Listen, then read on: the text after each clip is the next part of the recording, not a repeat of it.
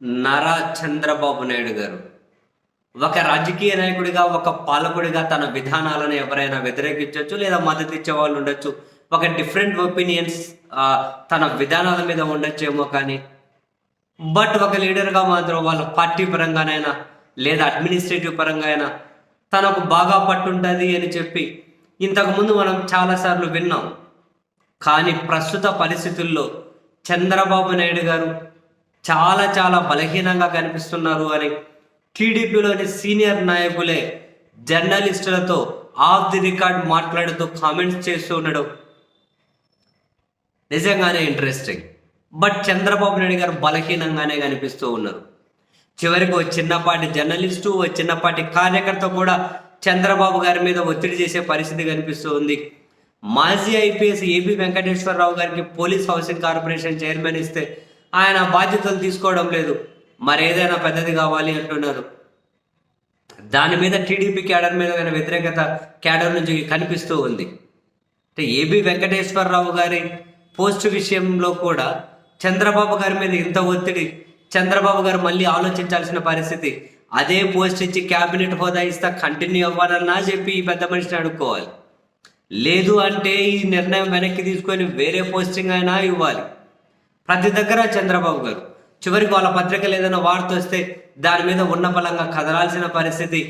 వాళ్ళ social media నుంచో లేకపోతే ఏదో పట్టమని 100-200 లైక్స్ వచ్చే వాళ్ళు పెట్టే పోస్టు ద్వారా కూడా చంద్రబాబు నాయుడు గారు కొన్ని నిర్ణయాలు తీసుకోవాల్సి రావడం నిజంగానే ఆశ్చర్యాన్ని కలిగిస్తూ ఉంది. సో టీడీపీ సీనియర్ నాయకులకు కూడా చంద్రబాబు గారి ప్రస్తుత పరిస్థితి మీద ఒక రకంగా జాలి కలగడం ఆశ్చర్యమేమీ కలిగించలేదు. ఒకవైపు జనసేన అధ్యక్షుడు అలిగితే ఆయన్ను మచ్చగా చేసుకోవాలి.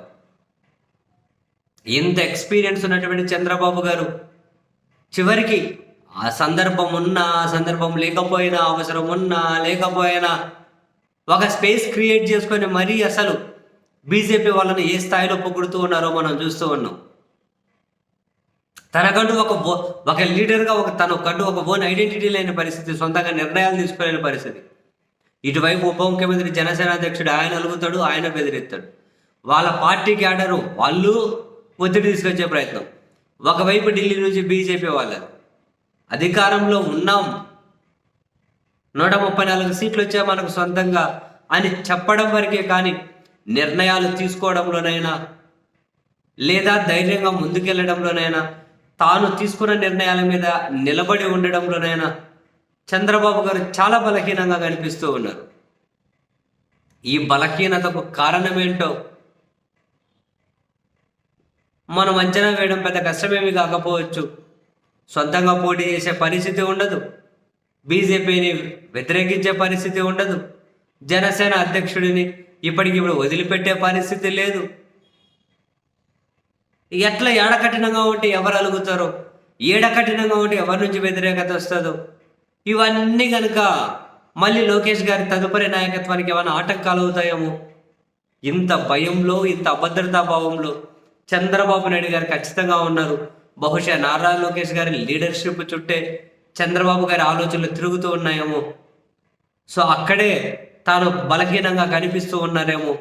ఎక్కడైనా లోకేష్ నాయకత్వానికి ఏమైనా ఆటంకాలు ఎదురవుతాయేమో, ఎవరినంటే ఏమవుతుందో పరిస్థితి అని. కారణాలు ఏమైతే ఏముంది కానీ చంద్రబాబు సార్ అయితే ప్రతి ఒక్కరికి భయపడే పరిస్థితిని మాత్రం టీడీపీ సీనియర్ నాయకులు, కొందరు జర్నలిస్టుల దగ్గర కూడా జాలి చూపెడుతూ ఉన్నారు. బట్ అదంతా నిజమే.